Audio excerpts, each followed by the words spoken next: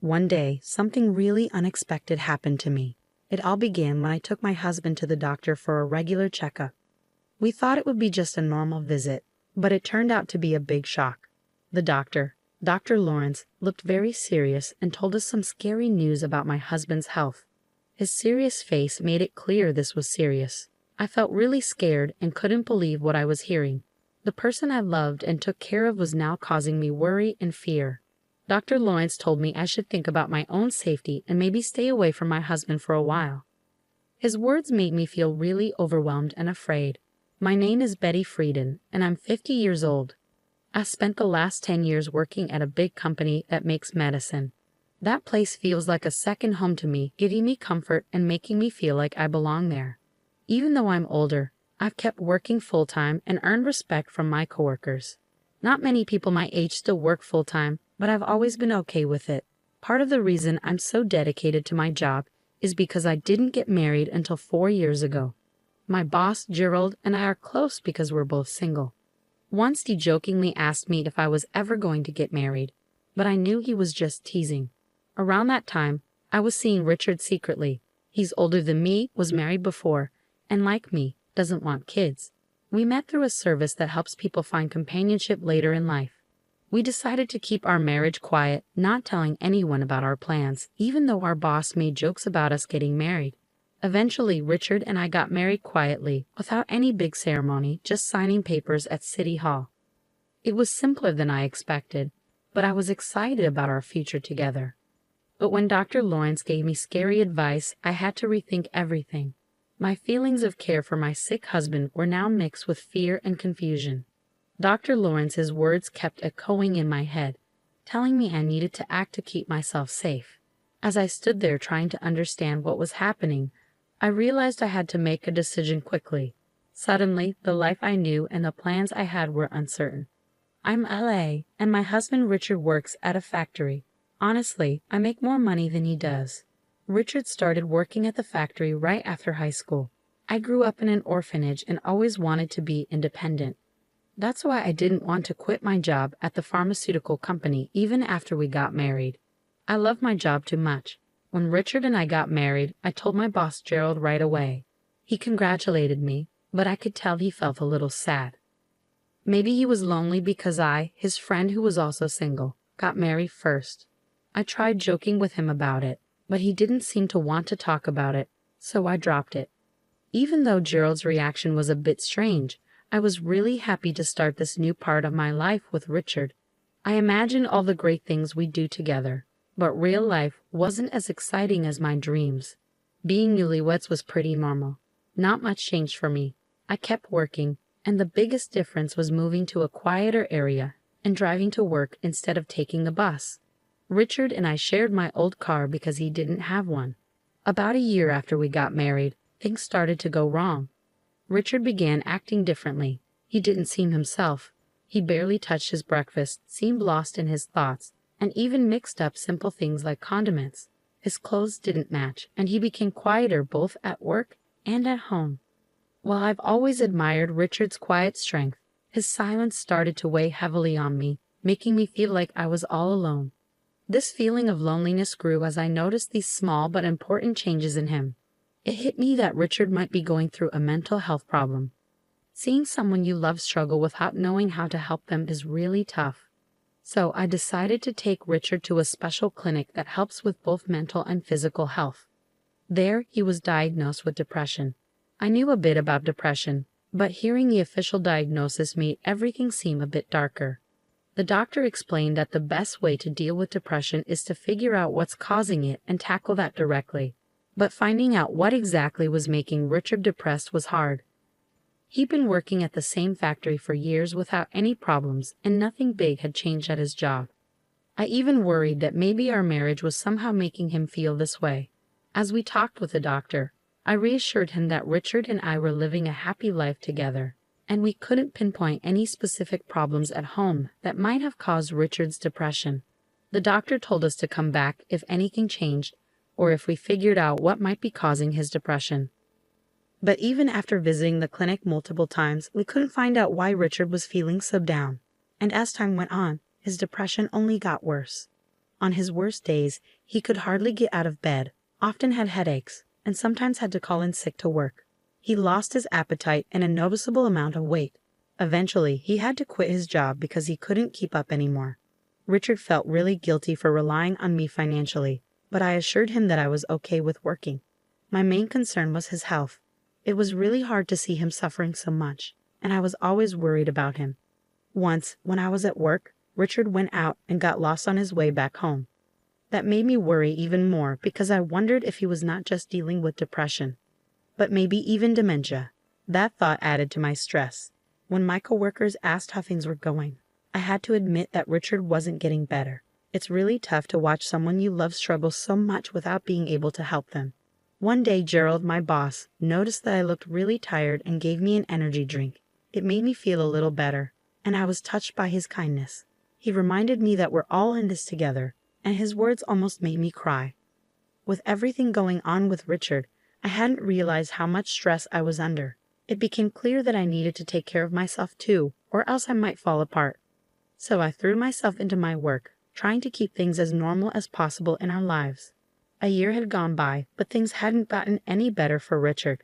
If anything, they'd gotten worse. As our third wedding anniversary approached, I couldn't see any improvement in his condition. Then, one morning, I realized our car was missing. I checked again, but it was definitely gone. Since Richard's diagnosis, I was the only one who drove it, and I hadn't used it since the day before. So it should have been at home. I asked Richard if he knew where the car might be. He said he thought it was there when he got home yesterday. I remember he had gone out for a bit while I was at work. The doctor had suggested he try walking or jogging to help him cope. If the car was there when he came back, it must have disappeared during the night. With the car gone, I had to use public transport and ended up being about 10 minutes late for work. I explained the situation to Gerald, my boss, who was understanding but curious about the car's disappearance. He wondered if Richard might have taken it, but I didn't think so. Given Richard's condition and his reluctance to drive since getting sick, it didn't seem likely. Despite Richard's memory lapses and mood swings, I couldn't imagine him being responsible for the missing car. The car mystery just added another layer of complication to our already tough situation.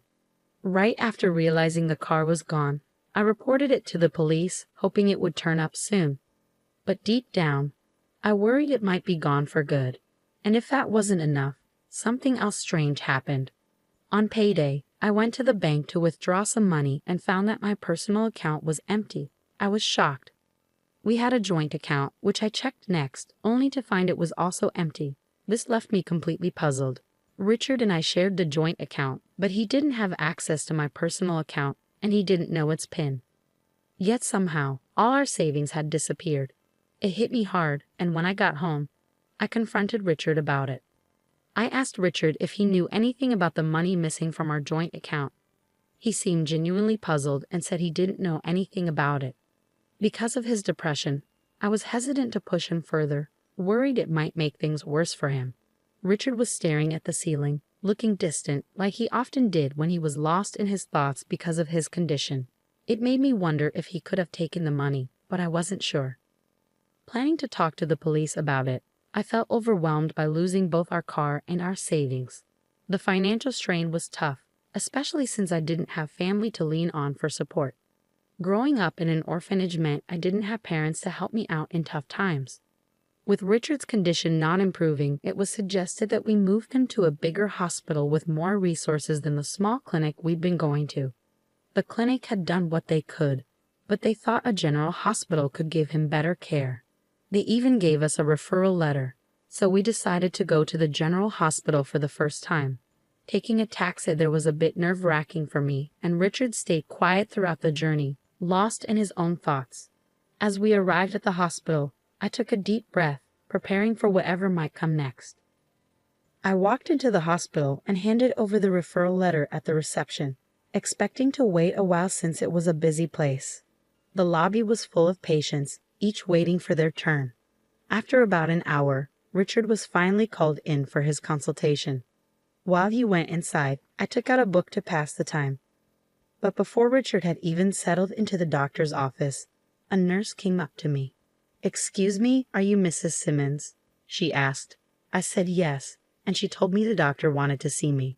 Since I was used to discussing Richard's condition, I figured it was something similar this time. I followed her to another room, feeling a bit anxious.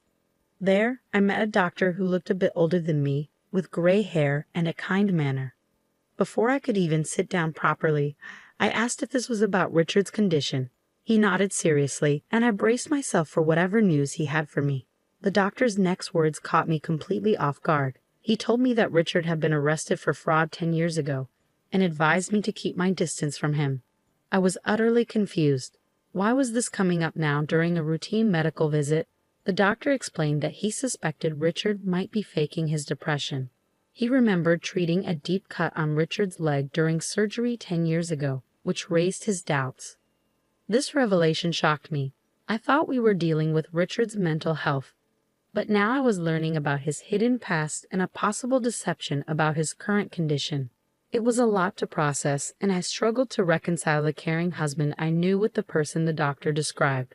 When the doctor mentioned recognizing a large scar on Richard's right leg, it all started to make sense. I knew of the scar, but didn't know how Richard got it, as he had never mentioned it.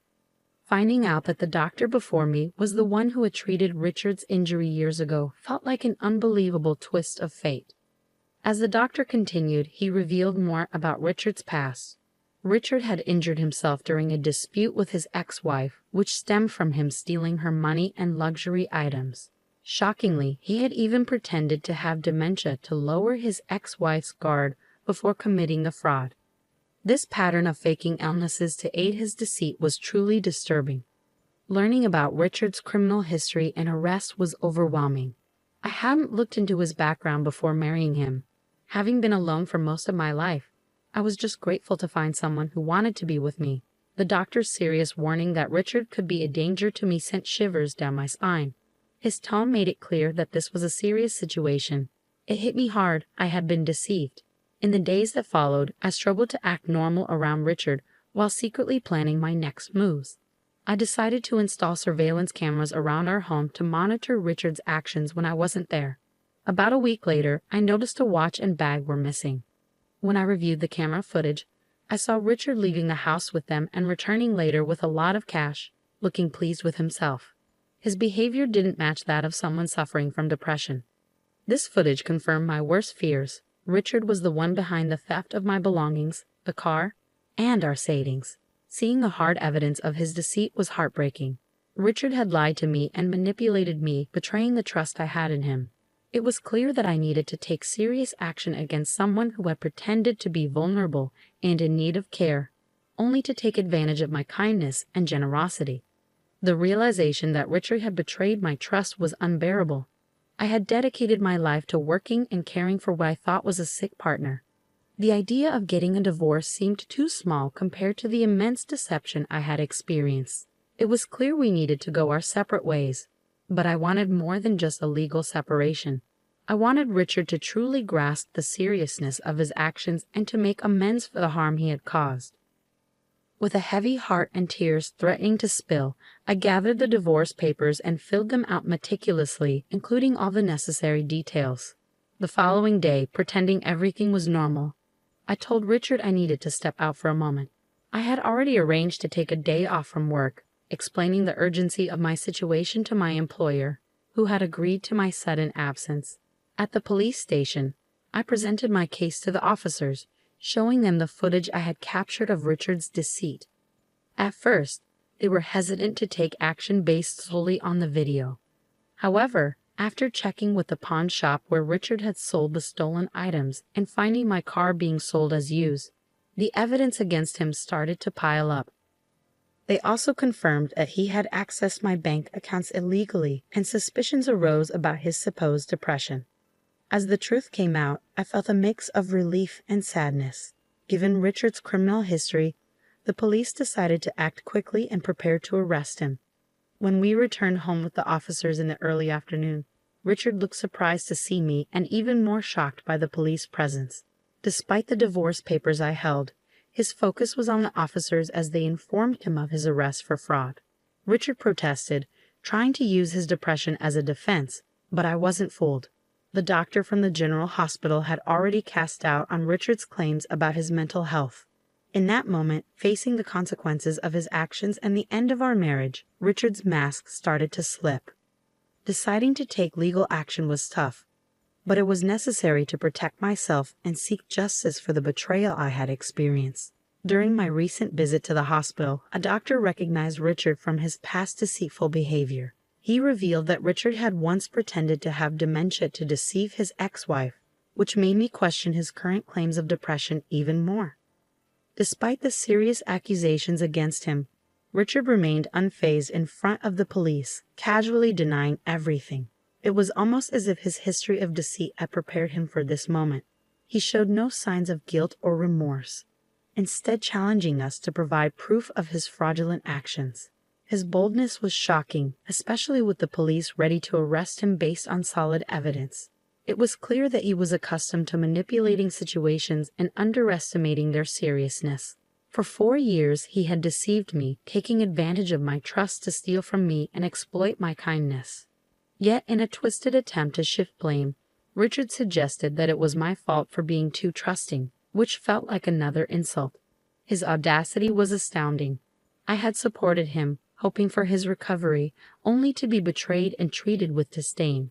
In that moment, I lost my patience. I declared my intention to seek legal advice and pursue alimony, urging Richard to face the consequences of his actions. My outburst at the police station surprised everyone, including the officers, but it finally seemed to shake Richard's composure. As the police handcuffed him, his defiance crumbled. He looked defeated, his arrogance replaced with frustration as he was led away. Watching the scene unfold, I felt detached, as if I were watching someone else's life unravel. Ever since the doctor's warning, nothing had seemed real anymore. Yet, here I was, confronted with the harsh reality of my situation, determined to move forward from the chaos Richard had caused. Watching Richard being taken away by the police felt surreal, almost like a scene from a dream. This moment marked a turning point, allowing me to imagine a return to the life I had before the chaos of marriage consumed it. As a sense of relief washed over me, knowing I wouldn't spend my future under Richard's manipulative control, I also felt a wave of loneliness. Waiting more than 47 years to marry, the idea of being alone once again overshadowed my newfound freedom. 2 months later, our divorce was finalized. Richard's arrest had caused a slight delay in the process, but by the time everything was official, my emotions had settled. I was able to reflect on our shared history with a clear mind. Richard's future was uncertain, facing imprisonment for his second offense. I could only hope that this experience would lead him to sincerely reconsider his choices. In the aftermath of our dissolved marriage, which had become nothing more than a disillusioning memory, I found myself contemplating my next steps over a simple lunch at work. It was then that my boss, Gerald, approached me with his store-bought hot dog lunch and made a seemingly casual yet loaded comment. "I think you'd be just fine if you were with me," he said almost offhandedly. His words caught me off guard, and it took a moment for their full weight to sink in, leaving me momentarily flustered. "Yes, I'm serious," he added, noticing my hesitation. His tone was smooth yet sincere. I was speechless, momentarily forgetting about my lunch as I processed his proposition. Gerald then went back to work, leaving me to contemplate his unexpected offer. In the days that followed, the idea of a romantic relationship with Gerald had never crossed my mind. Yet, I couldn't ignore the care and stability he had always shown me. His steady presence and responsible nature suddenly made me see him in a new light.